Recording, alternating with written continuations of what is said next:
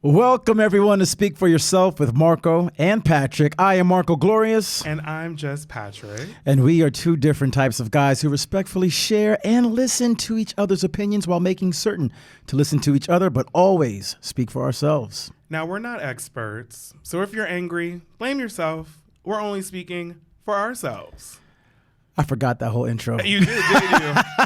They'll see it. It's been so long, son. It's been a minute. Can you believe we're doing this? Everyone's been asking. Everyone's been wondering. People thought we had a fight. Yeah. You know what? I'm actually pretty honored that people were coming up to us individually and even when we were together, yo, when's the next podcast? I'm like, word? Well, the funny thing about it is that Marco had this theory. He was like, let's take this little break and have people miss us. I didn't think it was going to be this long. I didn't think either. We were like, let's just take 3 months, let a season go by, and then 2 seasons went by. But life happens. Life happened. A lot has happened. A lot has happened, yeah. Well, we've been gone for 9 months. And you know what is usually made in 9 months. And I don't know, should we announce it here? Should we let the people know why we've been gone? I'm actually a little disappointed. Why? In you. I mean, it wasn't for anyone really to know.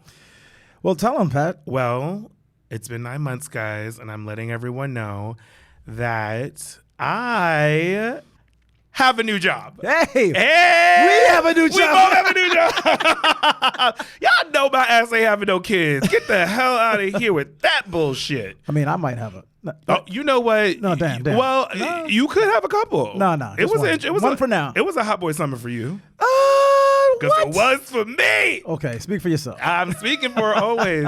I have missed you. I've missed you too, bro. I've missed kind of just getting into the rhythm and doing this because we really enjoy doing it and we like that you guys enjoy listening to us do this. I mean, we saw each other. We still saw each other. Yes. We worked together in various capacities, but we went out to a few things. Of course. And linked up over the summer. But we just took this hiatus. I didn't think it was going to be this long. I mean, you mentioned life happened. I mean, to be completely transparent, there was a lot happening in both of our lives, professionally, personally, that we really didn't want to talk about, and we didn't want to go on a platform and ignore it and kind of just gloss over it because we read your comments. We see when we go live. We see when you guys are asking us certain things that we really can't talk about until we can talk about them. So I think we just needed some time to recuperate, recalibrate, and come back at some point and come back stronger. Yeah, absolutely. And things are getting better for everybody involved.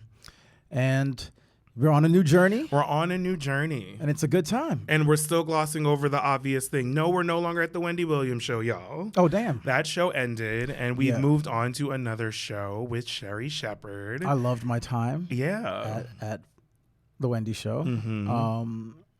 It definitely, it helped me, it helped my career. Wendy was an amazing individual. She is an amazing individual, and I wish her the best. And, we're looking forward to the future with Sherry. Sherry is also an amazing individual, and I couldn't be happier to be working with Sherry and John Murray. Yeah, I think the beauty is Black girl magic and just Black people magic in general. For me, it's just great to see another Black woman succeeding and kind of carrying the torch of a legacy that many Black women have carried. Correct. You have Oprah, you have Tamron Hall, you have Sherry Shepherd, you have Whoopi Goldberg, you have Wendy Williams. The list goes on and on and on. So I'm just happy that we're on this new journey. We're both being challenged creatively, which is exciting. I love it. We're doing bigger and better, bolder things. So definitely check that out. And make sure you watch it wherever it's listed in your neck of the woods. And New York, it's on YouTube. So if you guys are international, because we got the Slovakians. Sherry Show TV, and we appreciate the Slovakians. Yes, we love the Slovakians that listen to us. But any updates? Sherry Show TV, and you can also check out the Speak for Yourself Instagram and our personal Instagrams as well. Well, enough of that. Enough of that. We got that out of the way. Y'all can stop asking all that stuff. What the fuck have you been doing these last 9 months? Listen, I've just been getting acclimated to my new surroundings. Well, not new surroundings. Just kind of moved a little further out of the city, and just kind of been gauging my commutes and just getting used to life. And anything you want to discuss? Because the girls and the boys want to know. Anything you want to say? Listen, I've made a couple power moves over the summer. A little property, little purchase. So I don't know if I told you. Oh, no, you didn't. Are we revealing it here? You bought some property? I bought some property. What? Where? In Miami. Uh-oh.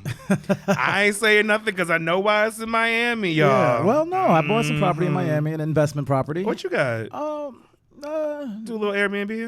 No, a parking garage. Oh, okay. Yeah. I don't think I didn't tell you this. Yeah, you did not. I'm shocked. Yeah, me and a few partners. I love that. It's doing pretty well. And it was a whim, sort of an impulse move. Well, kind of, and I was like, let me just do it. I have faith it'll all work out. You don't make moves that aren't power moves or money moves, so that's awesome. So yeah. It's Monday that this is airing. It's It's Money Making Monday. You know per Candy. You know what I mean? Candy Burris, the legendary, the icon, the Miss Worldwide.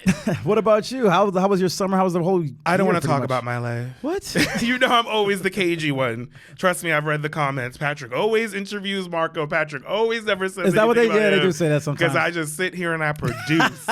I produce everything because that's my life. You a super producer. Well, you know what I mean? Don't tell everybody that. Super to me. They might throw the pearls on the floor trying to kill a kid. Don't do it. I'm not eating desserts. I'm not eating desserts people give me. I'm not drinking drinks people give me because I think that I don't know. They try to take me out. So I got you. You don't have to go through me to get through you. You know what I mean? Summer was great for me, honestly. Just kind of coming into my own and recalibrating and kind of just adjusting to change, which is always really, really good. Yeah. I think for me, considering myself has been the best thing, and kind of just making myself a priority has always been great. And I think oftentimes, a lot of people see like Patrick, and I'm on most of the time because that's who I am. But I'm happy that I'm turning that inward and making it about me, and not in a selfish kind of push people away kind of way. It's more so just like I'm just not including or putting myself in situations that don't make me happy. And that's such a life lesson that we all go through. We go through in waves, but I'm actively doing that now, and it's working. And everyone surrounding me are people that I want to fuck with and people that want to be around me, which is dope. It looks good on you. Oh, thank you. And well, he still moisturizes. No, I feel we both are in the same boat. Like, not for nothing, the only thing that remains constant in life is change. Yeah. I think if you don't try to change, if you don't try to grow and reinvent yourself, especially working in entertainment or whatever you do, that is a problem. You know what I mean? Like, I'm always constantly thinking like, okay, now how can I get better? What can I do? Where's my focus going to be in the next 5 years, that sort of thing. So, I mean, I personally think that you die. Like, if you don't change, you die. I think that you always would constantly want to grow, always want to change, because what's life like if you're not changing, right? Cheers to that. Cheers. I'm not cheersing with water. Oh, damn. I shouldn't have told them. We're on a journey, guys. It's been a long 9 months. Imagine if people thought we were in rehab. I mean, they definitely can. You never know. I can see them thinking that about you. What? I mean, no.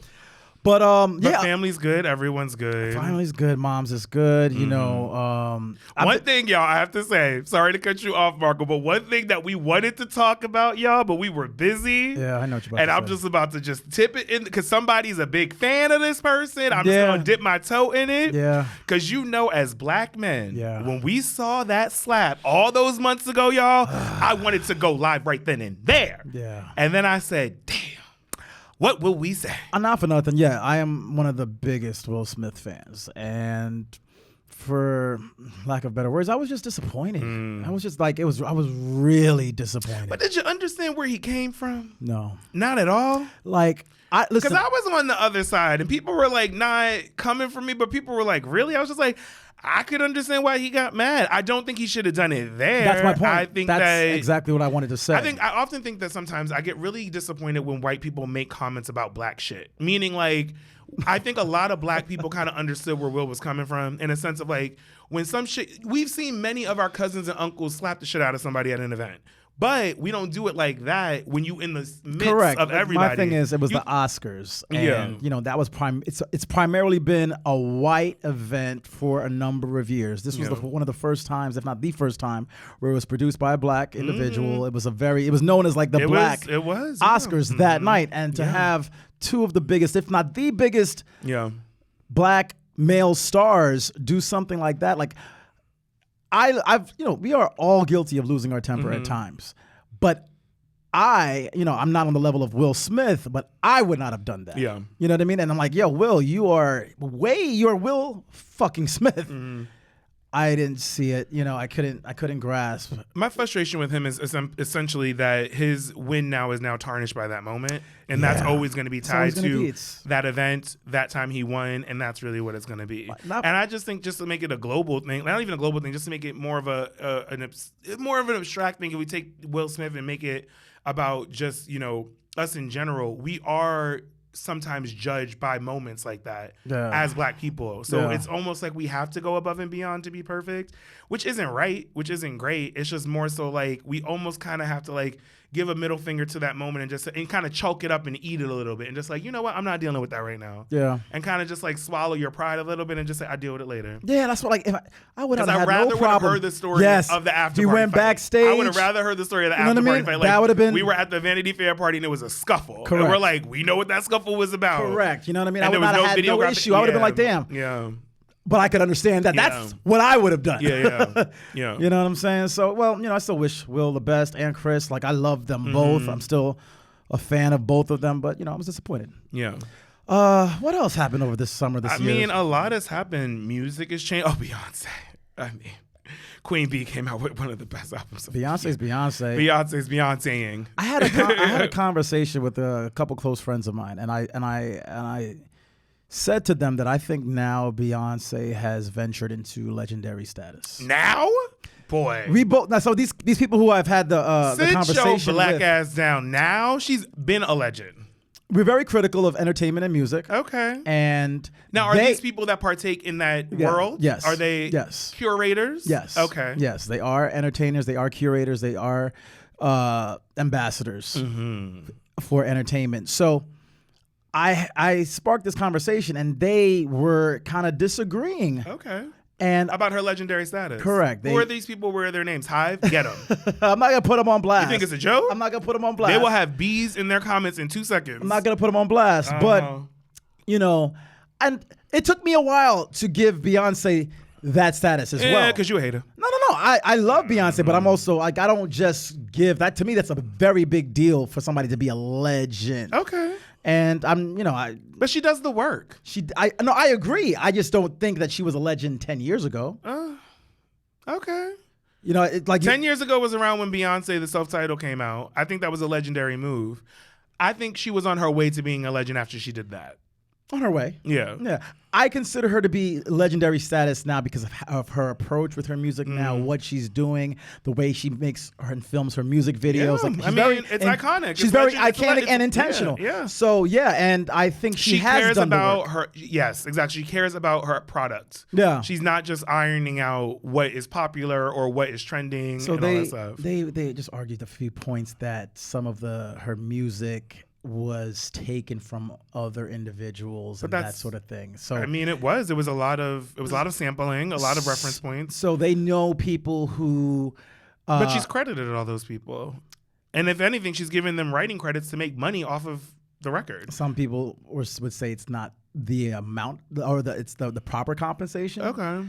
That was the argument, the conversation. My argument with that, and this isn't me like being a Beyonce fan and defending it, is that an album like her, like the album that she did, Renaissance, is essentially an album that she's really not going to make a lot of money from. Yeah. Because with all the sampling, she has to pay everybody. Mm-hmm. So with that being said, she really did do it for the art and really just did it to put it out there and kind of, create something that would essentially be a masterpiece, which is fantastic.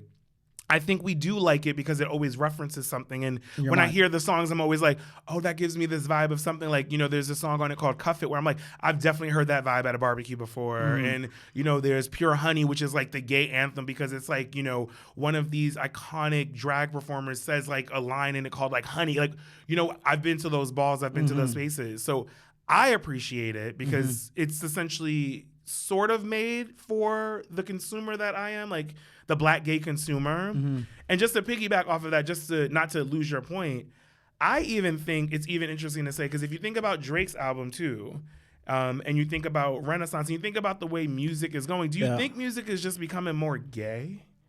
No.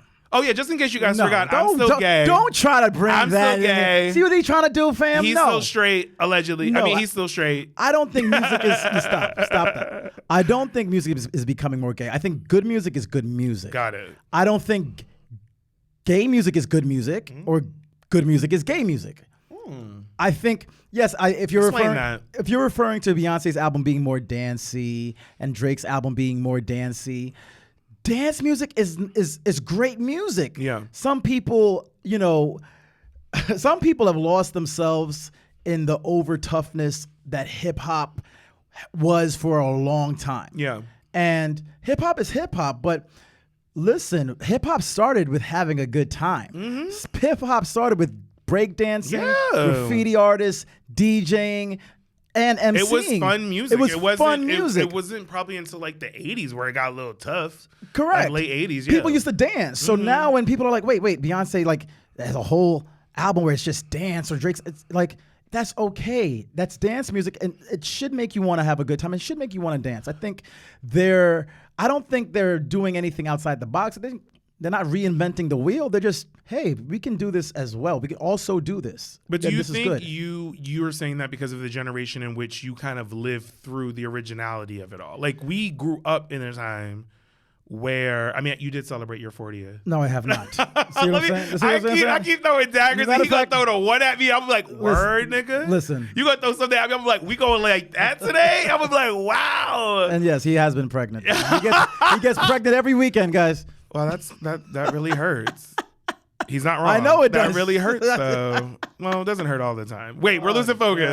God. Do you think that we kind of somewhat accept it a little bit more because we know the references? We get.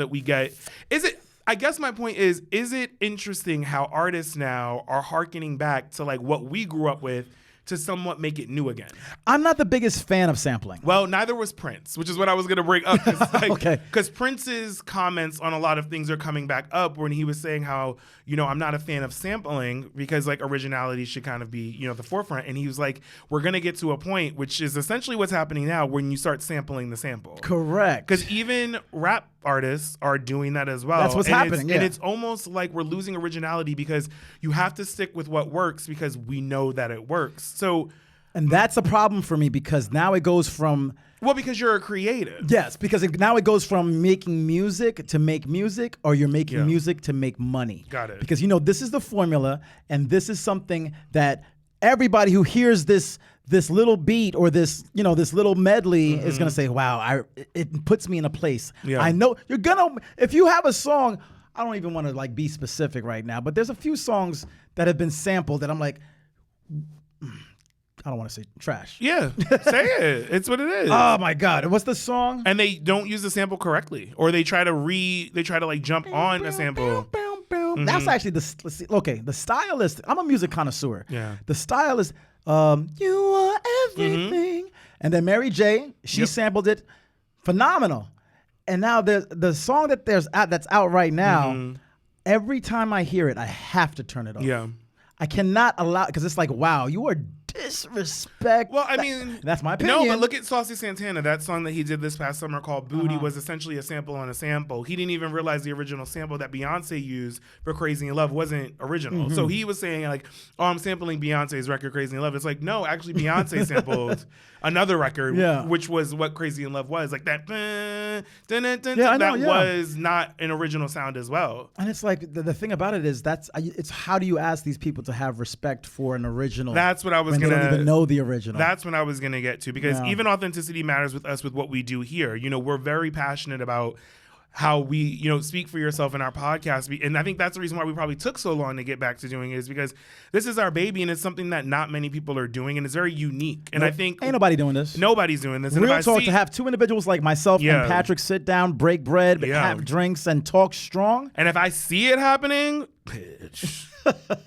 Got my lawyer on ready. You know what I mean? With that being said, it is frustrating sometimes to see the lack of originality. And I also think what's frustrating is media perpetuating it and putting it forward and not allowing artists to be original. It's like they'd rather give the money to something that worked before rather than investing in an original idea. It's the record business. Take the record business out of it. Just entertainment in general. What we do regularly, it's always a reference to something. It's almost like a fear of trying something new. Yeah. It's almost like, we can't do this idea because what if it doesn't work? But we know that this works, so why don't we just throw a new name on it and make it something different? And I think that's always been my frustration, especially being a producer, because we're always thinking, we're always creating. Like there'll be times in bed I'll just wake up and I'll write something in my notes that may make no sense at that moment, but I'll look back at it the next morning and try to work on that idea because we like to create. And I think the saddest thing is like now we're at a place, and maybe it's us getting older, where nothing seems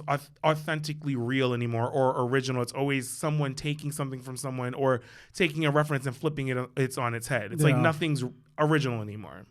What do you think about that? Do you think we're losing originality? We are, but I'm trying, like right now I'm just going through my head and like, artists who I think who do a great job of really like pushing forward with their creative mind of like a Lady Gaga. Like I've always thought that she was an amazing talent. Specifically in hip hop, like some of the greatest rappers of our time currently right now use samples all the time. Correct. That is true. I'm a Jay-Z. I love Jay-Z, and Jay-Z is a king of using a sample. Hip hop has always, for the most part, been samples. Well, that's also a race thing. That's also dealing with like how we couldn't get there's certain things why we had to sample, which is why I always get so irritated when people make jokes about rappers having like 27 million writers or a million producers. And I was like, well, that's because we couldn't get the music before. So like, that's the reason why hip hop is based off of that. So there's a great point, actually. You want to elaborate on that? Yeah, there's reference to it. Well, the thing is, you have to realize we are working in a white man's world in a sense of just like systematically, we're not able to access things that other people of a different shade of color have access to. So we have to kind of get in where we fit in. So oftentimes a lot of artists had to like take reference points or take a reference point that they created but was stolen by someone else and make it theirs again. And then jump on that to make it something.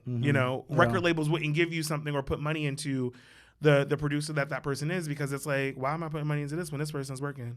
Yeah. And it's, Elvis is a perfect example of taking James Brown, taking all that stuff, making it hot. Richard. And then people now are referencing Elvis when it's actually Elvis referenced someone else. So it's like a reference on a reference. Yeah. Which is sad, but that's kind of how society that's how the world has been going. Yeah. Which is why it's often frustrating to me when people silence a lot of original ideas from not only black creatives, just different creatives in general. It's quite interesting to me. Yeah. Shout out to Rotimi. I think he's a very, very creative artist. I like Rotimi a lot. Yeah. Not for nothing, the state of R&B is kind of whack. Mm-hmm. I think the interesting thing is just say it, go. I was gonna say, well, the quote unquote king of R&B has been dethroned. Oh, Jacquees? Didn't he say that he was the talk about R. Kelly, fam? Oh, we don't talk about R. Kelly anymore. Well, he's got a sentence. We're not talking about. We don't want to mention. We're not gonna mention that. Well, we don't talk about Robert. Well, Robert. Robert. Well, what about you? Because I'm sure you hate the comparisons because you get compared a lot to a lot of people in. I thought you were going to compare me to R. Kelly. I'm about to slap you down. I'm about to be like, what you about to say? No, I just mean like, especially you being a personality that's been on television, you have done things, and I'm not going to say the name that shall not be spoken of, but you have been compared to other people who do what you do in the spaces that you do it at. How do you feel walking into those spaces and someone referencing the person that essentially took what it is that you do? So how does it feel for you to like almost be an original, but now you're at that place where essentially someone stole your style and made it their own? So it's almost like the world sees them as the original. Yeah. Well, how does that feel?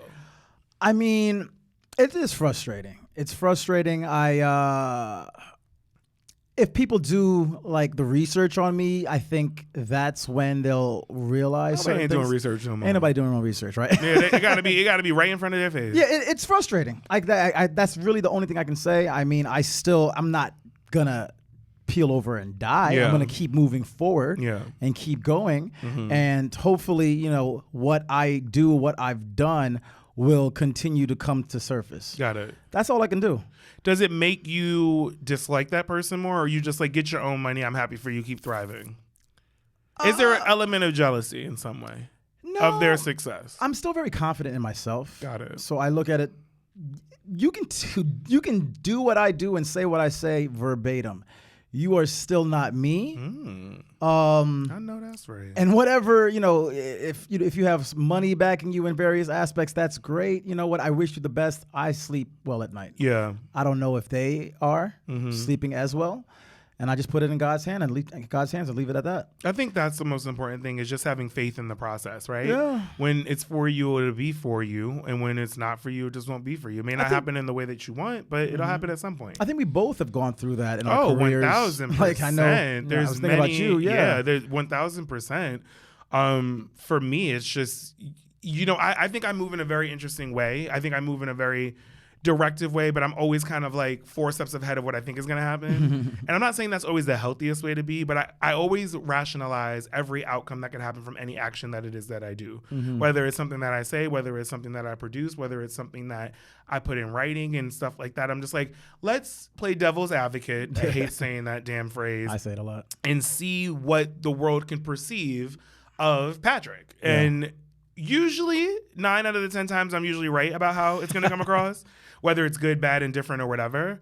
But the frustrating thing about that is that people could have this assumption about you, which may not be true, because they choose to rather believe the lie than really go for the truth and learn the truth. Yeah. So they rather believe the persona of who they think you are. Like, we talk about this all the time. We've talked about this in previous episodes about how, we are energetic outwardly people, but we're pretty reserved at most times, and we may make jokes, we may have fun, but we have to be comfortable with people to do that. And I think especially with what you do, it's kind of like people see you as this, but when you're off, you're off. I'm off. You're not like, give me what you give me. Comedians do that a lot. I remember there was one time I was producing Marlon Wayans, and he was a perfect example of it. He knows when he has to perform, and he knows when he's there to do a job.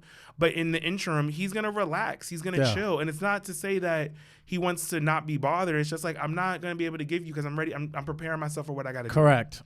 And I got to get myself up to do it because I know what you expect of me, and I'm going to give you what you asked for, but let me get there. Yeah. And I think we have to get off of this idea of expecting people to be, I guess, perfect or just be what you think they are all the time. Have that assumption of how they will be that way in every scenario of their life. Yeah.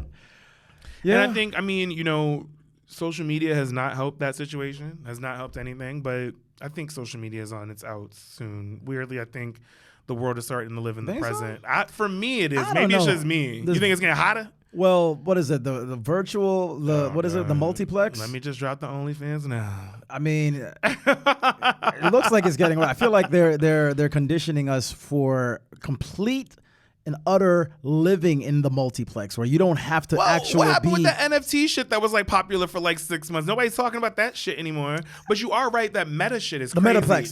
The metaverse. Yes. That shit is wild. The multiplex. You want to go to the movies? Sure. I haven't been to a movie in a long time, actually. Really? I haven't been to a theater in a long time. Go see The Little Mermaid. I want to go. Everyone go see The Little Mermaid. I know it's coming out in May. Support that movie because these motherfuckers trying to make it seem like no one's gonna. We are showing out 5 times. We dressing up like mermaids and we running shit. I'm good. All right, we doing it like we did the Black Panther, bitches. I'm not dressing up as a mermaid. Well, you gonna put something on. You putting some clam somewhere. Hey yo, nigga, you wearing it. With that being said, that metaverse shit is crazy to me. That's what I'm saying. Like they're conditioning us to live in that metaverse completely. But is it the Matrix? The fuck is it? Think about it. If you can have everything that your heart desires.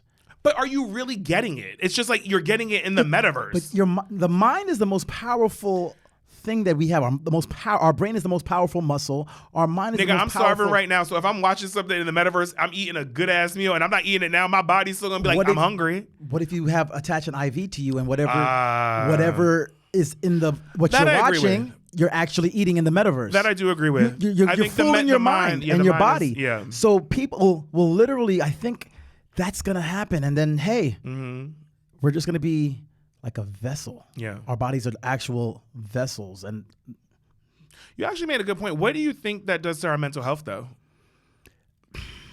Because what if in the metaverse it's utopia, but in reality you're not in utopia at all? But if you never disconnect from it, then you'll never know. But how do you live? Like you literally are just strapped up the entire time, and an IV is feeding you. So there are scientists walking around making sure that you're alive. I think your physical health is what's going to suffer. If you're constantly just, not working out, metaversing it up, video gaming it up, metaversing it up. You know what I mean? It's like, yo, I've seen these freaking sex dolls. Cats ain't leaving the house. They're not leaving the house. It's like they're so lifelike. I haven't seen one personally. I'm saying I'm working at. Get in the comments and ask Marco if he's seen one personally. Have not, but from what I've understood and what people have told me, like, you're not gonna want to leave.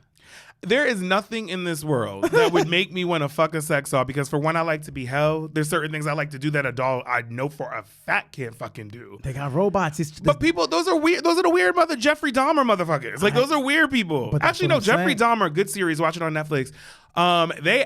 He actually wanted to feel heartbeats and shit, so he actually wanted to feel bodies. Well, that's a serial killer. He was killing them. I know. I don't even know that. He was eating them too, right? Yeah. Allegedly. Well, no. I mean, he was tried and proven guilty, and he actually explained his killings on. I like true crime. That's something I actually really got into this summer. Yeah. We are all over the place with this episode. I hope y'all like this shit, because we got a lot to catch up on. We haven't seen each other in a while. But mental health is kind of the crazy thing for me with that. I don't understand how it's your mind could, because it's not real. It's like, that's even the thing, even if you bring up the sex dolls thing, it's like, if you're programming your mind to live in a fake space, what does that say about your real life? You have none. That's okay. No, but that's what's gonna happen. Your real life is gonna slowly and surely. But my thing is this: when you work out often, I work out as well often. When I go to the gym, I hate getting there. I hate going there. But when I work out, it's like better. I feel so much better. Yeah. To lose that, because there is something, I think, I don't even know, metabolic wise, that fuels you when you do certain things. Yeah. If you lose that, what are we going to be doing? Popping pills to make sure that we're okay? It's concerning. I don't know, but I'm scared of that. Well, I don't want to be here when this happens. How many more years I got? It's already here. It's already here. I mean, but like, I feel like it's a very specific group of people doing this. Like, I feel like none of the people that I surround myself are like at home throwing on their freaking virtual reality mask and just sitting there. I mean, I think. Why did Black Mirror do this? Black Mirror got people tripping. Black Mirror. I mean, I think it comes with money too. I think people who have more money have more access to a better looking metaverse. You know what I mean? I don't know. But it's not real. If I had an unlimited amount of money, buy an island. That's what I'm saying. Yeah. I would buy an island and become a recluse. You won't see me. I would buy everything on that island. It's safe to say that we both have not experienced the metaverse for real, right? I don't think I want to. But imagine if we did. But I think my mentality, my mind wouldn't allow me to believe it. Unless somehow I'm like hypnotized. But if it was so realistic, I wouldn't. I don't think. I said I don't think. I'm not sure. We don't know, but we don't know. I don't know, but unless I'm like hypnotized to believe it, there's nothing in me saying. There's nothing in me now saying that I would believe my life in a virtual reality, because I live reality. I get it, but like we like to live in the moment. We like to live in actual circumstance. And you will go into it thinking that way, but after the first time, you're like, shit, that was so real. Ooh, let me tell you, the first time I went in, baby, it felt real. And then you're going to go in a second time. Oh, yeah. And then a third time. Oh, maybe. And then you're addicted. Oh, well, there's definitely a dick in this motherfucker. Shit. Why do I say these things? You set me up. You know what? You a good alley-oop, though. You be do not. No, I'm not trying to assist you with that. Oh, I mean an assist. Oh man. But I mean, it's an interesting concept. I do think that there is truth to it. We see the ads now. I mean, they mentioned it maybe a year or so ago, how Facebook is becoming the metaverse, and now it's actually becoming reality. Like, they're actually forcing people to get into this world, which is insane to me. What do you think that means for the youth, like the younger kids, like the 10-year-olds, the people who are going to essentially run the world when we're old? I think, well, I'm a parent, so I speak as a parent. You know, you have to kind of lean on your children and don't allow them to just solely be engulfed with the digital, their phones, television, YouTube. You have to separate it. Yeah. For now, I mean, I don't anticipate it getting better. Mm-hmm.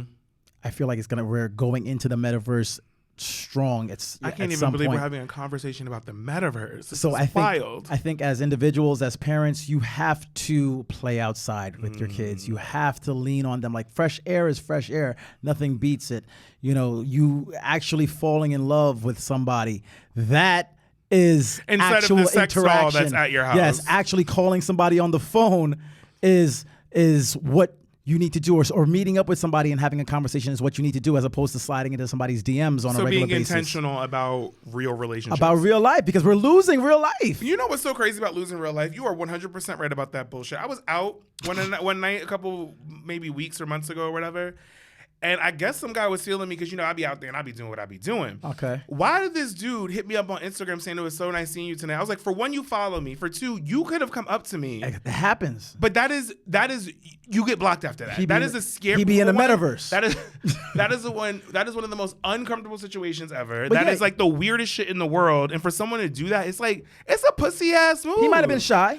Shy my ass. You're not shy enough to go into my DMs and be ready to talk spicy. For him, that's where he finds his strength. But then my mind is this. What is that going to be? I agree with you. Let's say I indulged him and I was like, oh, thank you so much. Let's go out. He's a killer. Fully. 1,000%. He's a killer. He's like, he wants to. He probably followed you home. Oh my God, don't say that. Looked at you from across the street and then sent the message like, I was looking at you all night. Yada yada yada. I live on a pretty safe street, and usually I Uber at late times. I don't think he could have caught up with the car. But that's what happens. Like that, people have lost the way to, the way and the know-how to actually interact with people, and it is kind of strange when you see like someone literally fumbling the ball when they're trying to have an interaction. I almost feel bad.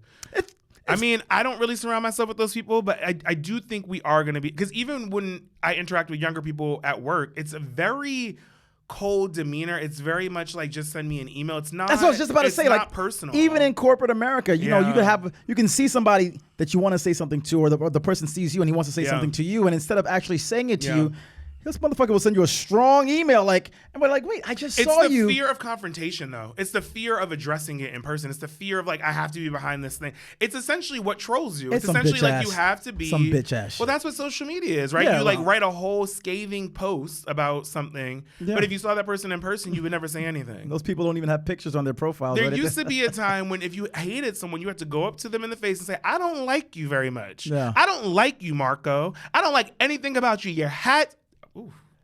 You getting something out off your chest? What's going on? That might have felt real. Because don't let this hand come across your face. It's too small for me. For your face. But I miss those days of just like, it's okay to confront someone and not make it aggressive. It could just be like, I'm just not feeling you right now. And that's cool. And you're not feeling me, so we all right. Now it's like this fakery of like, I'll talk about you behind the scenes, but I won't be able to address it in person. What does that say? That's bullshit. Yeah, well, that's what it is. I mean, I feel bad. Our society, these, what are they? So we're millennials. We are, and then there's Gen Zers. Gen Zers. Mm-hmm. I kind of feel, I don't know the way these Gen Zers are moving. I mean, there's a couple that we interact with, and I'm kind of just like, they have good moments, but they have more bad moments than good. And I'm just like, yikes. And it's. I wish people would care less about what people thought about them. Meaning, like, I wish people would just do what they wanted to do truly for them and not the validation of other people. Because you don't know who they are and they don't know who they are. You know, I say this all the time, especially about our podcast, in a sense of like, the reason why I like doing it is because I like having these conversations. If people like it, that's great. I love that. But I can't do this, and I wouldn't do something with. It's great to have the validation. It's great that people listen and people want it. But I love doing it because I feel as if we're putting something out in the world that people can listen to, relate to, and enjoy. Mm-hmm. And that is the reward for me. And it's nice when I hear great comments, because especially if they're great and they're genuine. But I would be remiss if I said like, oh, I'm doing this because like I want this to be like faint. Like I want it, of course, to be popular, but I want to do it because I like the conversations. And if something comes out of it, like a show, or it becomes insanely popular, that's great. But I don't want to lose the crux of why we started doing this. I don't want to lose the juice of it. I don't want to become Hollywood, I guess. And we be dropping gems. Oh, I mean, I hope so. I hope y'all think so. And if not, listen to something else, bitches. The fuck? Well, I'm a smart hoe. Oh, well. Well, you are a hoe. I mean, on that note, y'all, it's been a pleasure. I don't know when we're going to do a next one because he just called me a hoe. And you called yourself a hoe. I was just agreeing But with I don't need you to call me that. I'm reiterating what Everybody you said. wants to be called a bitch until they called a bitch. I'm co-signing my friend. I'm going to let this go, and we'll talk to you guys. So, see, you know what? You know what? We're going to cut the cameras, dead ass, and we're going to handle this in a little bit. Hoe's going to be a hoe. Thank you guys for listening. We appreciate it. More to come. Much love. This is just a little teaser of what's to come. We just wanted to check in with y'all. And we'll see you soon.